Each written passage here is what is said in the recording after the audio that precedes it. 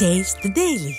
திருச்சி மாவட்டம் காட்டூர் பகுதி அரசு பள்ளியில் நீக்கப்பட்ட பாடப்பிரிவுகளை மீண்டும் துவங்க வேண்டுமென ஆட்சியர் அலுவலகத்தில் மனு அளிக்கப்பட்டது. அரசு ஆதிதிராவிடர் நல பெண்கள் மேல்நிலைப் பள்ளியில் போதிய இடவசதி இல்லாதது மற்றும் ஆசிரியர்கள் பற்றாக்குறையை காரணம் காட்டி தமிழ் வழி வரலாறு மற்றும் கம்ப்யூட்டர் அப்ளிகேஷன் பாடப்பிரிவுகள் நீக்கப்பட்டுள்ளது. இந்த இரண்டு பாடப்பிரிவுகளையும் மீண்டும் கொண்டுவர வேண்டுமென பள்ளியின் முன்னாள் மேலாண்மை குழு தலைவர் ஆட்சியர் அலுவலகத்தில் மனு அளித்தார். ஸ்டாலின் மாடல் ஆட்சியில் அரசு பள்ளியின் தரம் நாளுக்கு நாள் குறைந்து வருவது சாமானிய மக்களை கவலை வைத்துள்ளது.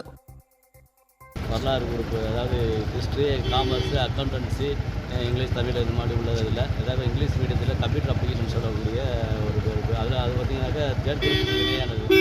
ஏன்னா அந்த பிள்ளைங்களுக்கு வந்துட்டு கம்ப்யூட்டர், அதாவது சயின்ஸ் குரூப் எடுக்க முடியாத பிள்ளைங்க, படிக்க முடியாத பிள்ளைங்க பார்த்திங்கன்னா கம்ப்யூட்டர் அப்ளிகேஷன்ஸில் தான் சேர்ந்து படிக்குங்க. அவங்களுடைய அந்த வந்து படிக்கப்படுதுன்னு தெரிஞ்சுக்கிறோம். அதனால் ரெண்டு குரூப் இந்த அகாடமியில் கொண்டு வரணும்னு தான் நம்மளுடைய கோரிக்கை.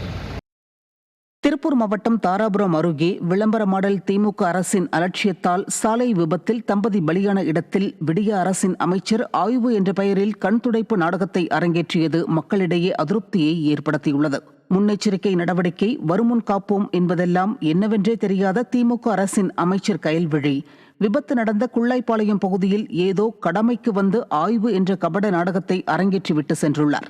இதை கண்ட மக்கள் விடிய ஆட்சியின் அவலத்திற்கு இதுபோன்ற வெற்று விளம்பர ஆய்வே சாட்சி என விமர்சித்தனர். தஞ்சை மாவட்டம் கும்பகோணம் அருகே போதை மறுவாழ்வு மையத்தில் சேர்க்கப்பட்டவர் மர்மமான முறையில் இறந்தது பல்வேறு சந்தேகங்களை எழுப்பியிருக்கிறது.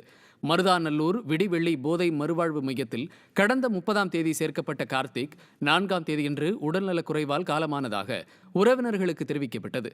அவரது மரணத்தில் சந்தேகம் இருப்பதாக கூறிய உறவினர்கள் ஸ்டாலின் மாடல் அரசு இதுகுறித்து விசாரிப்பதோடு இறந்தவரின் மனைவிக்கு வேலைவாய்ப்பும் ஏற்படுத்தி தர வேண்டும் என கோரிக்கை வைத்தனர்.